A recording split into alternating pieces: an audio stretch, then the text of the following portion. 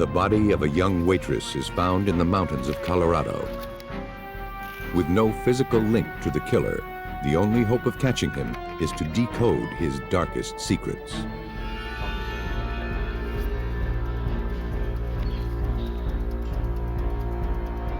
To solve the murder, investigators must decipher a message written in blood. A young mother is the victim of an apparent suicide. Or is it a well-staged murder? To prove foul play, detectives will have to build a solid case from a flimsy square of plastic. The path from victim to killer is rarely clear. But with forensics as a guide, today's detectives can find the path to justice along the faintest trails of evidence.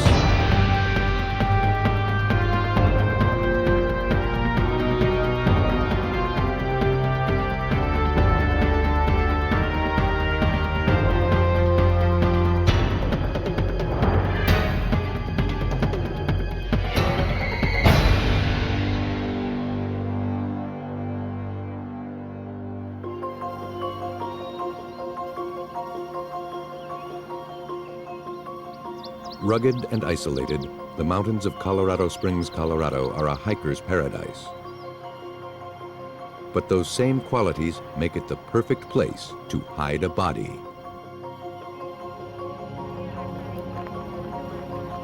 On June 29, 1997, the El Paso County Sheriff's Department was called to a shallow grave.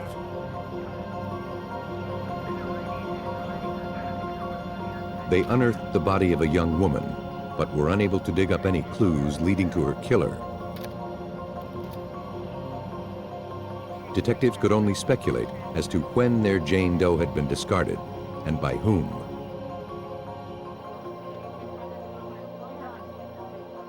Detective Michelle Hodges knew she had little to work with. The evidence that we had was very limited. We didn't know where she was killed at, and that normally is where the majority of your evidence is going to be found, and that very much hampered our investigation. But they were able to give their Jane Doe a name.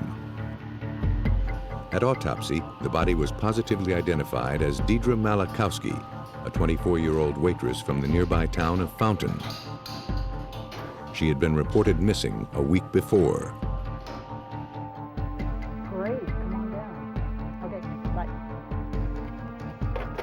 The victim had been killed by repeated blows to the head with a blunt instrument.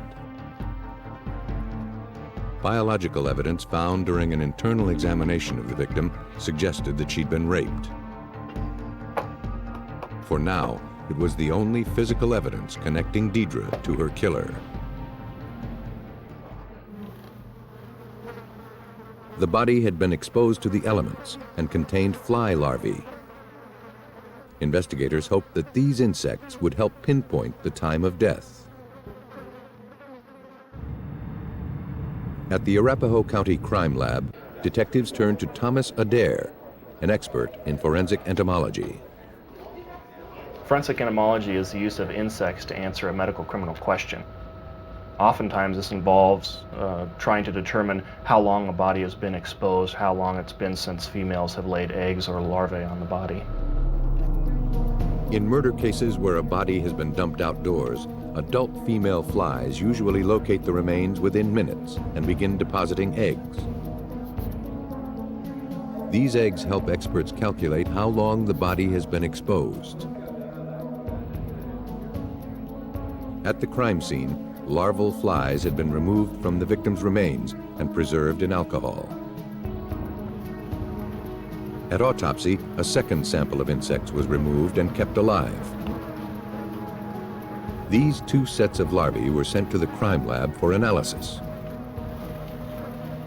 One set would be used to identify the species that had colonized the body. The other would tell experts how long the victim had been dead. The first step was to rear the live flies to maturity.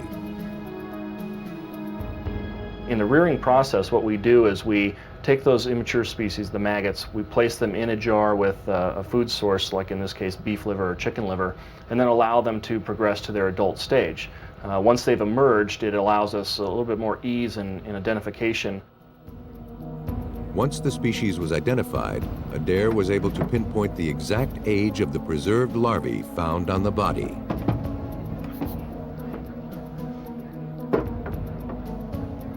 He determined that the larvae were at least a week old.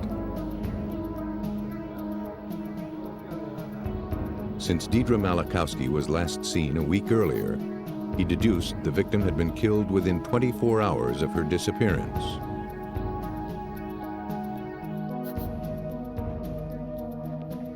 Now that she had a timeline to follow, Detective Hodges began questioning witnesses, starting with the person closest to the victim.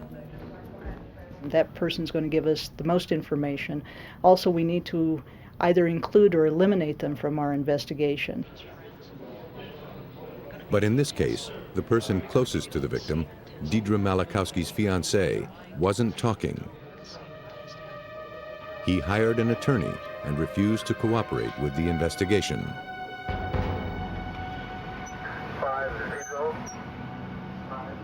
Detectives visited Deidre's neighborhood and spoke to Donna Yerke, one of the victim's oldest friends. Both Yerke and her husband Alan expressed fears that Deidre's fiancé could have killed her. Deidre had told the Yerkes she had a violent confrontation with him the day before she disappeared.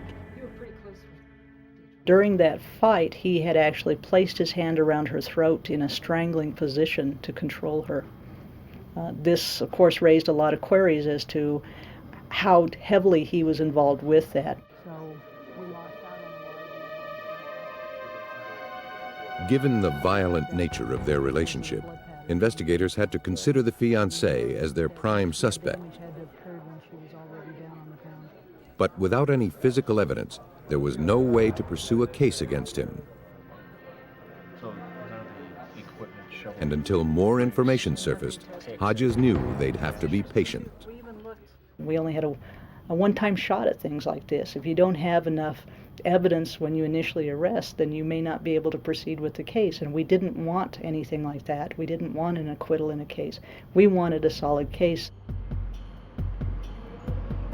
But as the months wore on, investigators realized they might be waiting forever. In the interim, new cases demanded their attention. Almost 9 months to the day after Deidre Malikowski's unsolved murder, another body was found in the mountains. The young girl was fully clothed, but barefoot. Her shoes were found a few feet away.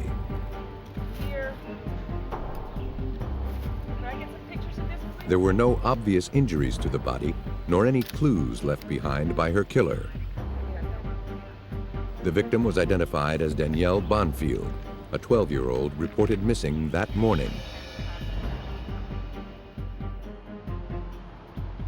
Danielle's body had been found more than 20 miles from her home. Considering the rugged terrain, investigators knew the girl couldn't have made it that far on foot. And whoever had driven her there left no clues. Nor was any evidence recovered from the victim's home. Leslie Bonfield, the girl's mother, had found nothing out of place. There was no sign of a struggle.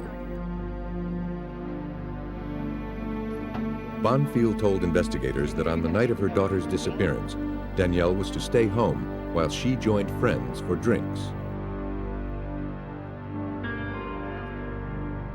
By the time she returned later that evening, Danielle was gone.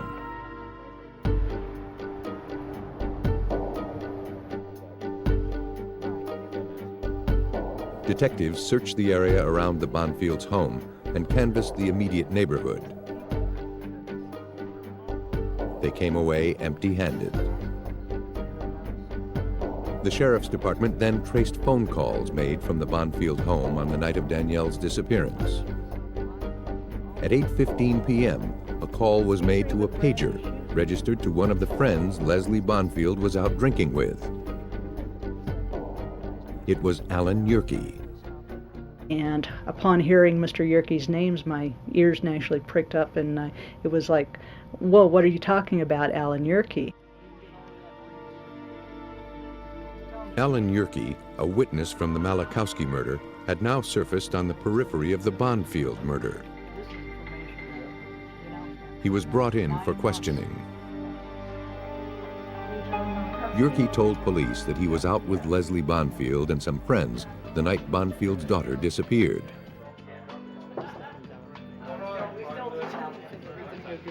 He said he received a page from Danielle at around 8 p.m.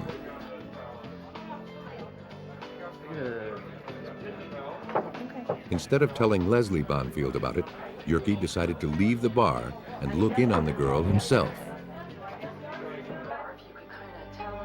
Yerke told investigators Danielle was fine when he left the house. There was reason to doubt his story, however. Yerke's criminal history revealed that the 29-year-old handyman and part-time computer technician had once been convicted of sexually assaulting his ex-roommate.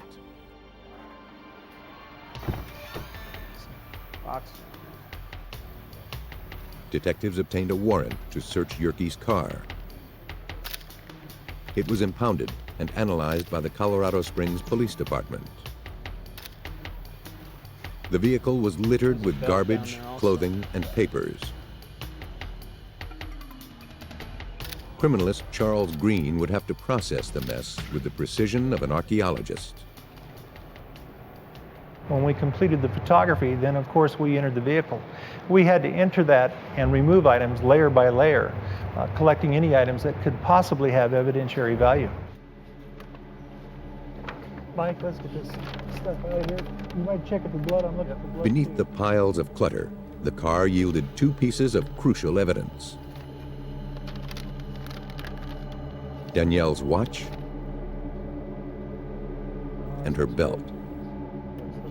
The belt, investigators believed, may have been used to strangle her. Green found more menacing evidence as the search continued. We discovered almost immediately blood pattern stains that were located on the front windshield. These blood patterns were quite definitive. Another group over here. The pattern of the blood seemed to be the result of blunt force trauma. We're doing a presumptive blood test here. Swabs were taken and sent to the lab. These samples matched the victim's blood type. Alan Yerke was arrested for the murder of Danielle Bonfield. Having tied Yerke to the murder of the young girl, investigators now hoped they could find some link to Deidre Malikowski, the waitress found murdered 9 months earlier. Blood and DNA samples were taken from the suspect. They matched the fluid samples found in Malikowski's remains. Although investigators confronted Yerke with this damning evidence, he denied knowing anything about Deidre's murder. He also claimed he had slept with the victim several days before her disappearance, but that it had been consensual. Yerke just explained away any biological evidence they might find. Investigators would have to dig deeper. Okay, I want to look at that too. Get some more bags. Yerke's cluttered car yielded the pivotal clues in the Bonfield murder.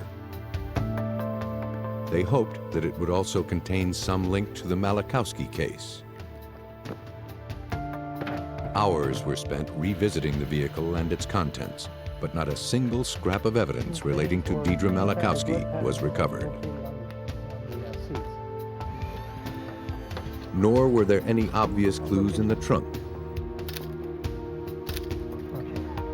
Instead, technicians found it filled with computer disks and software.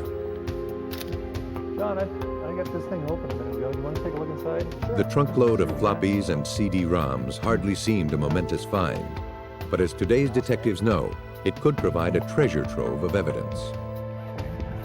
Though traditional methods had failed to turn up any clues, this stash gave forensic specialist John St. Augustine a whole new hunting ground. Computer forensics is important because we're coming across more media in more scenes now. It's no longer just, here's the bloody knife and the gun or the bullet. Now we're finding more and more pieces of digital media. Altogether, 50 CD-ROMs and 400 to 500 floppy disks were seized from Yerke's car and home.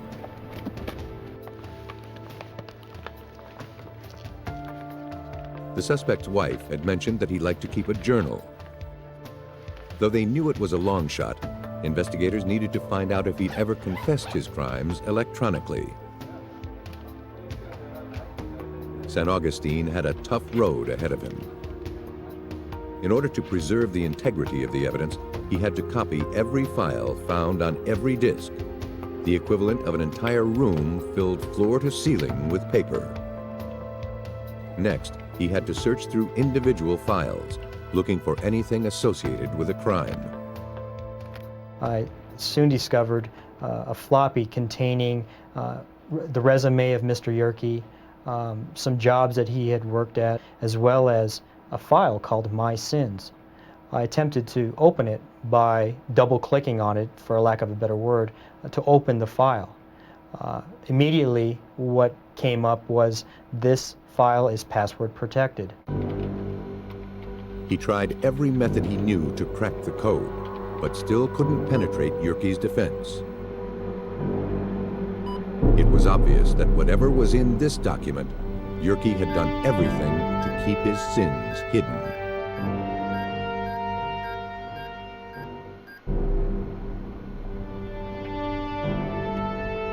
Investigators in Colorado believed that Alan Yerke was responsible for the death of his wife's best friend.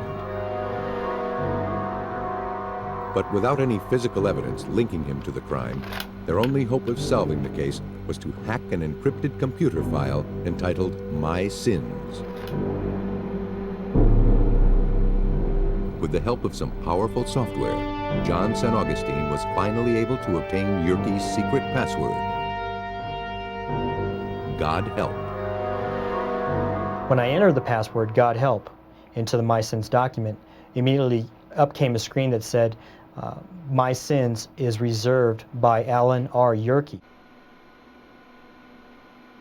Now I knew that Mr. Yerke was the author of this particular file.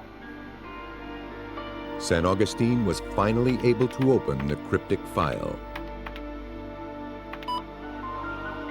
A list of Alan Yerke's crimes appeared on the screen, including the murders he'd committed. Perhaps more chilling was a list of murders he planned to commit in the future. Included in the list was the rape and murder of Deidre Malikowski. This on-screen confessional bore out investigators' suspicions. The man in their custody was a calculating predator whose appetite was only growing. Police surmised that Yerke picked up Deidre while she was waiting to catch a bus into town. He overpowered the young woman and killed her. Yerke then drove to the mountains, where he hid the young waitress's body.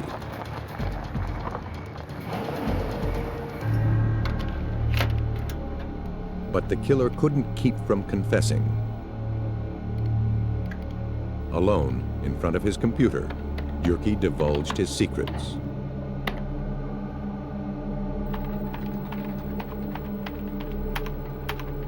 Had investigators not caught him when they did, Yerke's list of sins may have grown.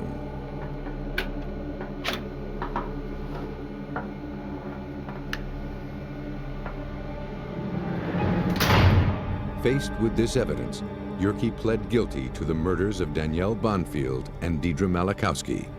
He is serving a life sentence plus 50 years without the possibility of parole. Without the skill of the forensics team, the path between Yerke and his victim would have been impossible to trace. In Texas, the trail was clearly marked in blood.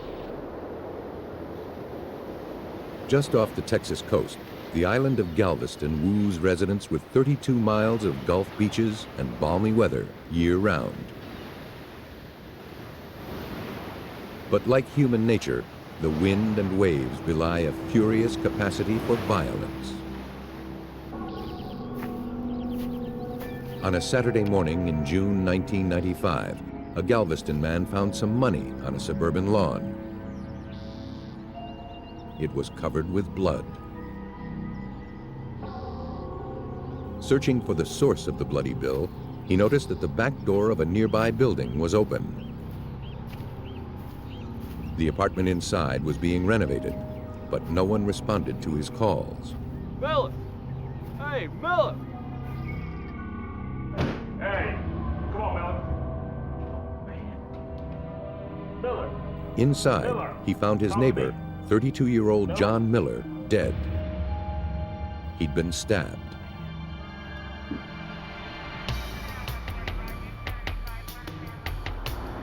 Officers from the Galveston Police Department were called to the scene. Smears and spatters of blood marked the walls, ceiling, and floors of every room in the 5-bedroom apartment. Detective Norman Giles knew that these patterns could be crucial in solving the crime. It was obvious initially we're going to have to collect blood and we're going to have to protect the crime scene. So most of our efforts initially were at protecting the integrity of the blood evidence that was going to be there. Forensic experts were called in to photograph and diagram every single stain. Identification officer Gary Jones had never seen such a large amount of blood evidence at a single crime scene. As soon as I walked in, I knew that this was going to be a rather extraordinary type case. There was virtually every conceivable type of bloodstain pattern incorporated into this one scene. Just the first visualization of that scene immediately told me I'm going to be here for quite a while due to the extent of the bloodshed that occurred during this struggle. It appeared the victim had taken on more than one attacker. 3 distinct sets of footprints were marked in blood. One set matched the victim's boots. The second appeared to be prints made by a man's tennis shoes. A third set of smaller barefoot prints belonged to either a woman or a child. One of the barefoot prints contained sufficient ridge detail for identification purposes, should a suspect ever surface. This print was cut from the floor. Whoever was responsible for the murder had not emerged from the struggle unscathed. Droplets of blood found near the print suggested that he or she had been bleeding from the leg.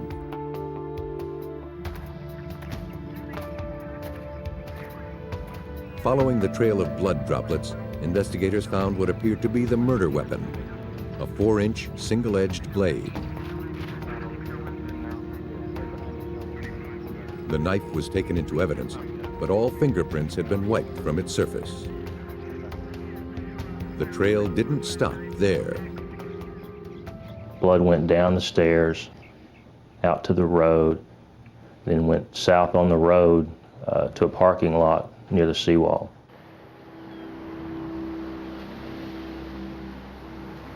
There, the path of blood disappeared into the water. With no fingerprints, no witnesses, and no apparent motive, the case ground to a halt. In speaking with friends of the victim, detectives learned that Miller was last seen the night before the murder at a neighborhood bar.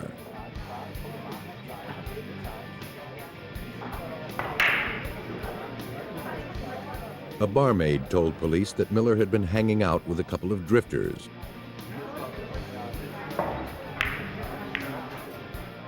The man was in his 30s, the woman in her 20s. Whether they were suspects or witnesses remained to be seen. But these vagrants could be anywhere by now. Without knowing their names, chances of finding them were slim. Investigators also learned that Miller owned a truck that was now missing. We spoke with the family members that we could locate there at the scene, and nobody knew the location of the truck. So we thought that the truck was probably stolen at the time of the murder. Although an all-points bulletin was issued on the missing pickup, it was nowhere to be found in the Galveston area. Several days later, Houston police reported they'd found the truck in a parking lot. They immediately arranged to have it returned to Galveston.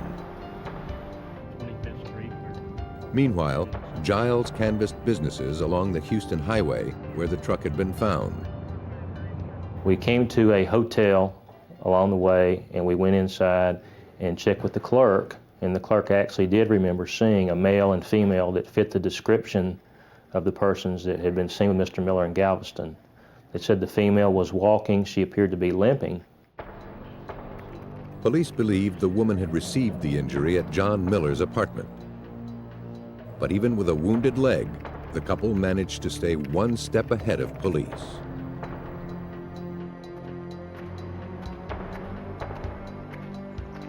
Identification officer Gary Jones was brought in to process the truck, which had just been towed back to Galveston. He wasn't optimistic about what he'd find. One of the primary concerns that we had at that time was how much contamination had occurred to the vehicle during its transport and the time that it had been sitting idle in Houston. Jones processed the truck for fingerprints. On one of the door handles, he found the impression of a single thumb.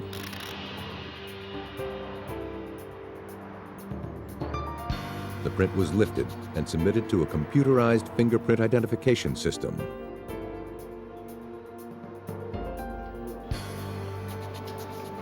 A week later, the system came back with a hit. The fingerprint belonged to a man who had been arrested just months before in Lubbock. His name was Charles Wayne Keese. He had a history of arrests for violent crimes.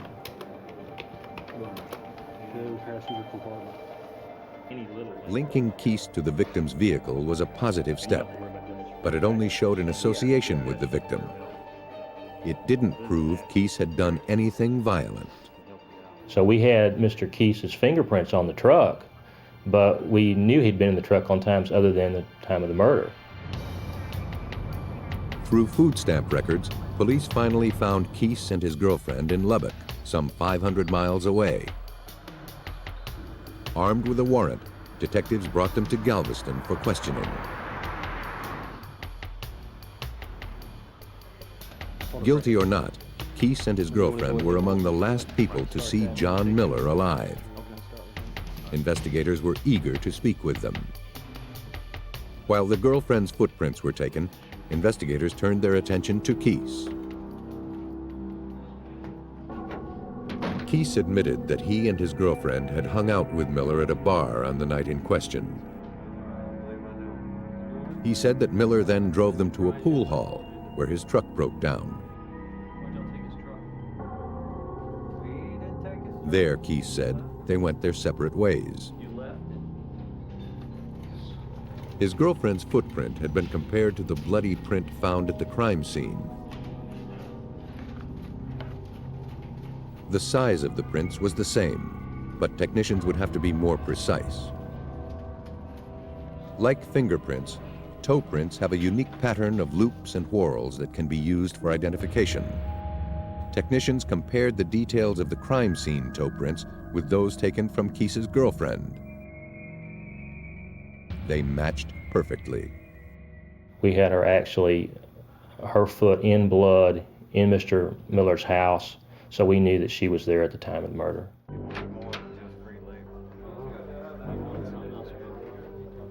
Police confronted Keese with the footprint evidence and told him that they could prove he and his girlfriend were with Miller when he died. Keese then admitted that he'd stabbed Miller, but said that it was self-defense. He claimed Miller had been the aggressor. Police didn't believe that it would take brutal force for Keese to protect himself against an unarmed man. But without proof, it was possible that a jury might side with Keese. Galveston police faced a new hurdle. Unless the evidence could distinguish murder from self-defense, the suspect's word would prevail. The only hope for justice was to coax the victim's story from the trail he left in blood.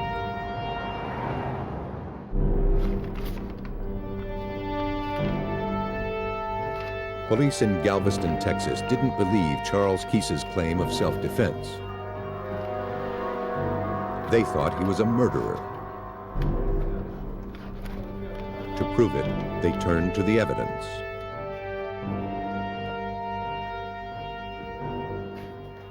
The key to success in working a crime scene is being able to listen and understand what that crime scene is telling you.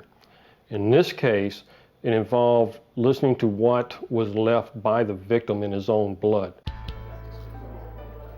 To illustrate the brutality of the murder and disprove the suspect's account, Jones needed to reconstruct the crime from the patterns of blood. Investigators found two distinct sets of shoe prints at the crime scene and one set of footprints. Using photographs as a reference, Jones traced each player's prints through a layout of the home. Jones theorized that Keese attacked Miller and pursued him to a corner of the room. The victim's boot prints were followed closely by Keese's tennis shoe prints. Keese's girlfriend got caught up in the struggle. Her bare footprints show that she ran out the back door. Miller's boot prints moved toward the front door. The killer's prints followed. Blood spatter on the door led police to suspect that the fatal blow was delivered as Miller tried to escape. He never made it. He slid down the wall and collapsed on the floor. Jones's reconstruction impugned Keese's self-defense plea and proved that Miller had been the victim of a vicious and unrelenting attack.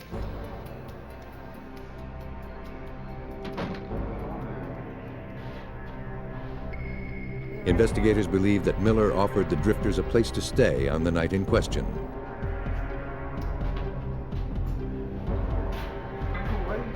Possessive of his girlfriend, Keese flew into a jealous rage. He stabbed Miller while the unarmed victim fought to get away.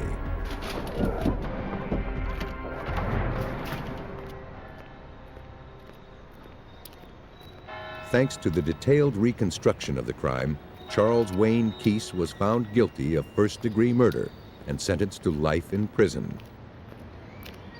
Charges against his girlfriend were dropped.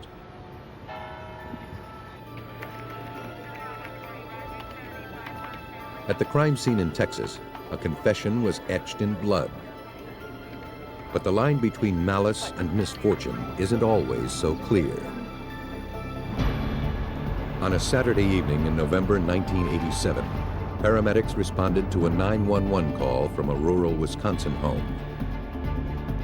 Walter Reeder told the paramedics that his wife had shot herself in the bedroom. 21-year-old Paula Reeder was found face up on the floor, dead. She had a bullet wound in the side of her head.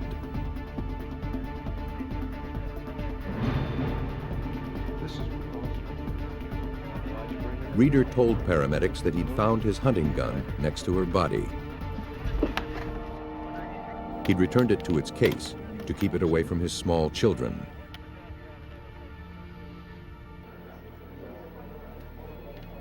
Detective Ken Peters of the Dodge County Sheriff's Department was assigned to the investigation.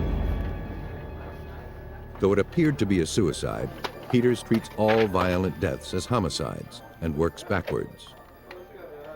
Once you rule it a suicide and put it on paper, or you remove bodies and evidence, you cannot place that evidence or the body back there. You do a complete and thorough investigation, no matter how many hours it takes. And if you feel certain and you get a second opinion or even a third opinion from professionals that it is in fact a suicide, then you can live with yourself and you're comfortable with that. But analyzing the crime scene only raised more questions. The position of the victim's body sent up red flags. The history of these cases are like that you drop to the floor like a sack of potatoes as soon as you take a round to the head. And yet, Paula Reeder was found with her head 3 inches under the footboard of the bed. It defied logic, unless something or someone had moved her. The condition of the weapons seemed odd as well. Because they're fired at such close range, guns used in suicides are normally covered in blood and tissue. The gun found in the Reeder house was relatively clean, with small amounts of blood on the barrel, butt, and grip.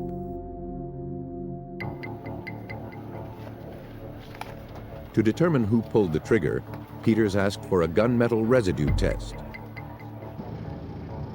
When a weapon is fired, it releases microscopic bits of metal onto the shooter's hand.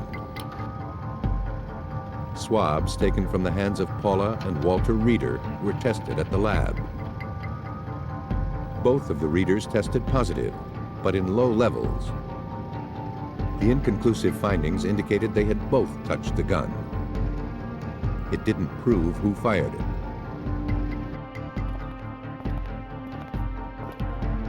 Detective Peters brought Reeder in for questioning.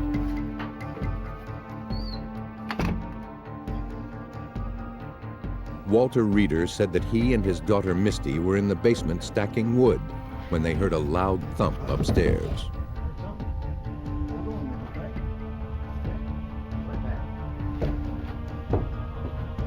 He raced upstairs to the bedroom where he found Paula on the floor. When asked why his wife would want to kill herself, Reeder said he didn't know. Peters hoped he could find the answer that Walter Reeder couldn't supply. He went to talk to Paula's mother.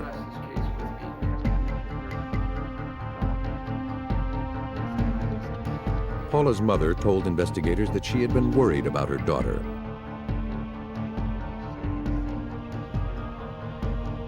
At Paula's request, she had flown into Wisconsin the day before. She said that Paula and the children were going to leave Walter and return with her to Florida.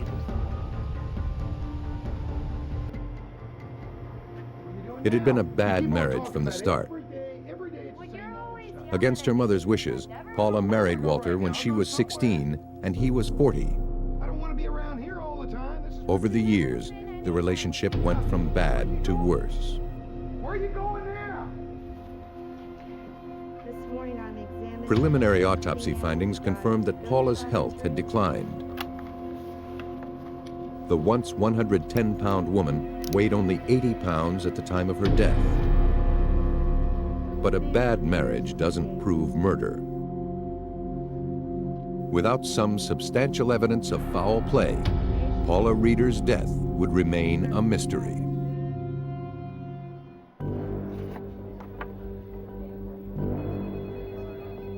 Investigators in the Paula Reeder case were still not convinced that the young mother had killed herself.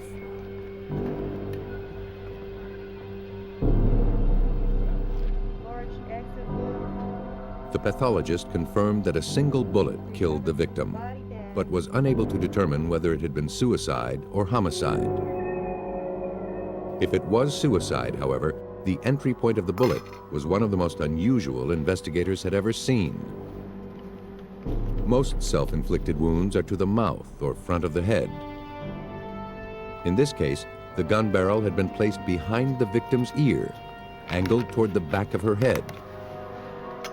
It defied logic and physics. Before she was buried, investigators measured the victim's limbs and did some calculations. Paula Reeder was 5 feet tall. Her arms were only 24 inches long. Factoring in the length of the gun, investigators determined her arm was barely long enough for her to press the weapon to her own head. The only way she could have fired it was if she had pulled the trigger with her thumb. Suspicions mounted, but investigators still lacked hard evidence. The evidence they did have only raised more questions. A hollow point bullet was removed from the victim's skull and sent to the lab. Analysis revealed something odd. A piece of plastic the size of a hard candy wrapper was adhered to the shell casing. Under the microscope, investigators could see that it was torn and stretched. They had never seen anything like it.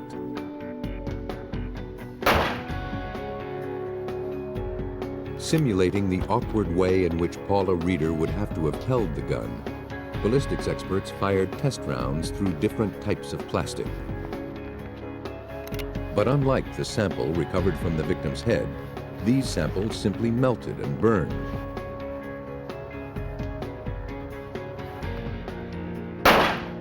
Experts could find no explanation for this phenomenon. Though they didn't have the physical evidence to prove murder, Detective Peters stayed in touch with the victim's family and friends, hoping some crucial testimony would eventually surface. The more he learned about Paula's relationship with Walter, the more he believed that her husband killed her. A number of letters Paula had written to friends and family spoke of Walter's abuse. She told friends that Walter actually showed her the bullets that would end her life. Just days before her death, she wrote, "I feel like I am going to be murdered." Despite the circumstantial evidence incriminating Walter Reeder, Detective Peters didn't have enough evidence to prove his case. His superiors called an end to the investigation. Walter Reeder is a very convincing person, and the sheriff therefore came to me and asked that I close the case out on several occasions, which I would not do. But Peters didn't have the final word.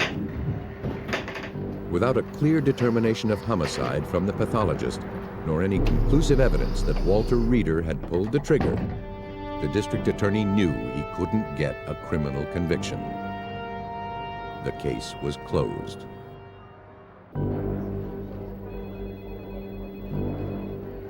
In rural Wisconsin, more than a year after her mysterious death, the Paula Reeder case was revisited. Newly elected Sheriff Stephen Fitzgerald met with Detective Peters. Ken never felt comfortable with the suicide closure of this case and had always suspected that Mr. Reeder was more involved in this than we actually thought from the initial investigation. Although the sheriff reopened the murder investigation, his department still lacked the evidence they needed to move the case forward.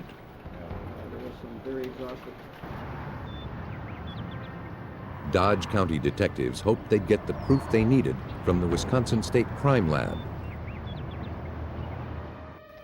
They scheduled a visit with forensic scientist Ken Olson. So we asked that they bring the photos of the crime scene, the gun, the plastic that was recovered from the victim's head, and her clothing. So they brought that stuff out, and we had a meeting and went over the case. The forensics team pored over the crime scene photographs, looking for some proof of murder in the blood spatter. Well, we don't want to. But as they studied the evidence, their attention quickly turned to the mysterious piece of plastic found on the murder bullet. This plastic has a dome shape to it, like bubble pack does. One of the scientists offhandedly observed that its domed shape resembled bubble wrap. Yeah. At just the same moment, a colleague made a pivotal discovery. Yeah. He had been carefully scrutinizing a photograph of the closet where the gun was stored. wads of bubble wrap were clearly visible. And it was about that time I think we all thought, well, what happens if somebody tried to wrap bubble pack around a gun and make it act like a silencer? Could we get plastic to travel with the bullet? If Walter Reeder wrapped the weapon before shooting his wife, it could explain how plastic became attached to the bullet. Investigators followed up on their hunch. At the time of the shooting, there were only 4 manufacturers making the kind of bubble wrap found in the Reeder's closet. Samples of each type of wrap were analyzed with an infrared spectrophotometer to ascertain their chemical composition.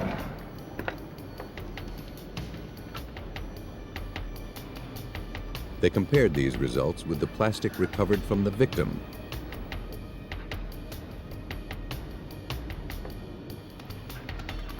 They found a match. This would be the piece of plastic. Color, thickness, and composition were identical.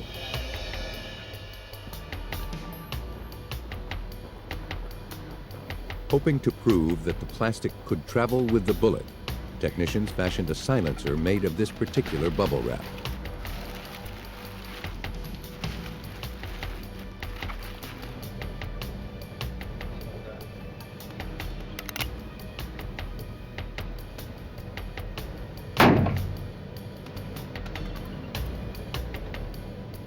Finally, they were able to reproduce the odd discovery made at autopsy. The bubble wrap silencer explained how the square of plastic adhered to the bullet. To try and explain the lack of blood spatter on the gun, investigators did another test fire with the silencer, this time into a blood source. We got the same type of patterns, or the lack of patterns, that we would have suspected that you would get by doing that. The gun was clean, the barrel was clean, there was no blood present on the gun. There was some void areas created from that, and that was consistent with what we had at the crime scene. Police, open up! You're under arrest. With forensics results to support a murder charge, the case was finally strong enough to go to court. On October 29, 1991, nearly 2 years after the death of his wife, Walter Reeder was arrested. I mean, it's not like you ever do anything about this. Investigators believe that on the evening she died, Paula and Walter had an argument.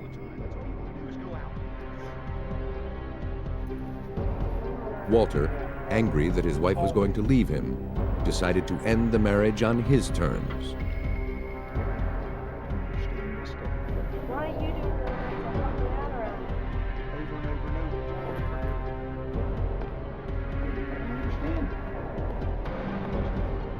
the Walter Reeder knocked his wife unconscious.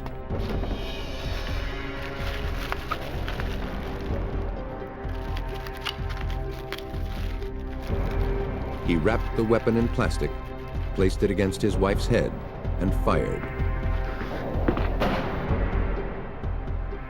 Thanks to relentless detective work, the evidence persuaded the jury. I can remember that day very vividly when we were all called back into the courtroom and the jury did hand down their decision. I was very relieved for the family, and also as an officer you always feel somewhat satisfied when you think that justice has been done. By staging a suicide, Walter Reeder very nearly got away with murder. Bringing him to justice was well worth the years of frustration that led to his conviction. He was found guilty of first-degree murder and sentenced to life in prison. Clever criminals try to stay one step ahead of police by concealing their tracks. But science gives law enforcement a jump start in their pursuit, helping police track killers along the faintest trails of evidence.